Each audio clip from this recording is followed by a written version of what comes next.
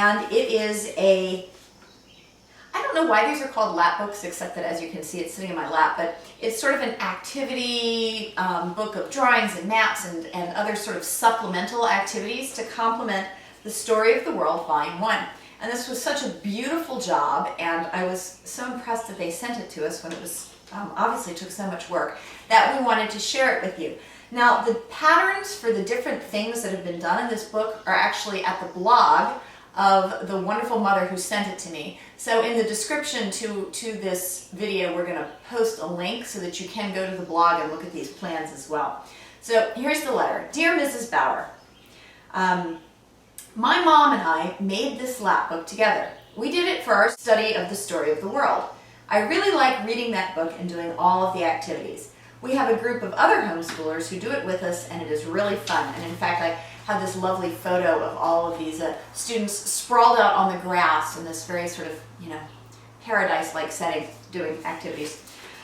My mom and I thought you would like to see our lap book since we made it about the book you wrote, Yours truly. P.S. The picture I have sent you is of us at Story of the World with the other homeschoolers. So I just wanted to show you a few of the things that are in this book.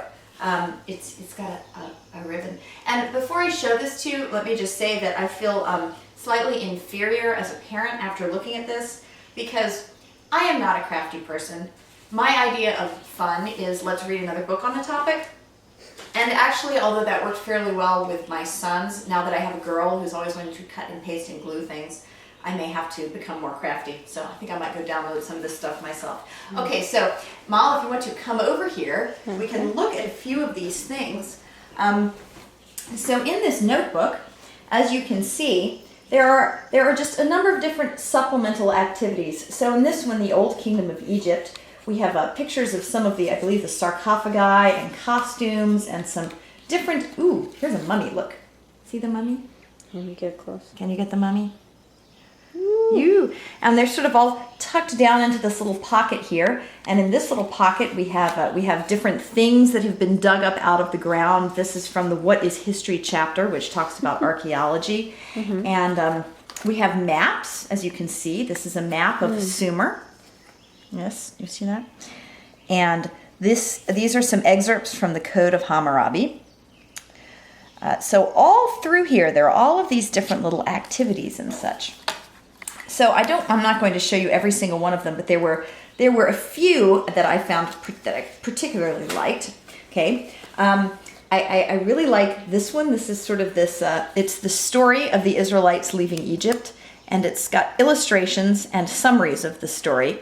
And you sort of you flip through it like this, and these are all the plagues. See, there's the lice and the pestilence. See the dead things there. Boils. I kind of wish we could have a closer look at that one. But, that's okay. They look extremely unhappy, though. Hail. I like that one. Locusts and darkness. And so this runs through all of the plagues like this. I like this one, too. This is the first cities of India. And this has got pictures of all of the different things that were in the cities, which is just about all we know about the first cities is their physical construction. But there's the mud bricks. So this is a really nice way to summarize what we do know about a civilization. Wells and courtyards and all of the different archaeological discoveries made about them. Maps. I love maps. There's China and there's Africa. So there were a couple other things. I love this. This is the Phoenician trade wheel. So you see, these are all the things that the Phoenicians sold. So we have salt and dried fish and embroidered cloth and purple dye and purple cloth. So here's the beginning of Christianity.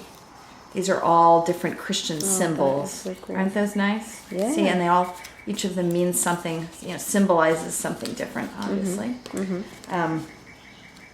So here, this is a nice way to incorporate art history, and we have statues of each one of the Greek gods. And I like this one. This is our Theseus and the Minotaur maze. See, look. Oh, that's awesome. There he is. Look, he got out of the maze. And there's the ball of string. I love that.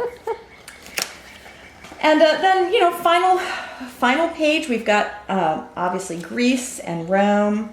The end of the ancient Jewish nation. This is a word search. Rome begins to weaken. This is sort of a summary of the three major things that happened at the end of the Roman Empire. This is about Alexander the Great. These are some of the things that he conquered.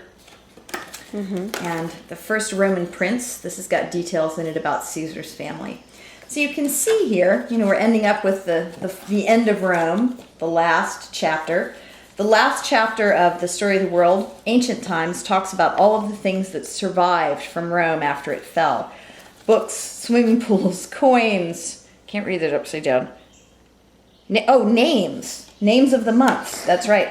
Names of the planets and lots of words. So that's sort of on the last page there. Yeah.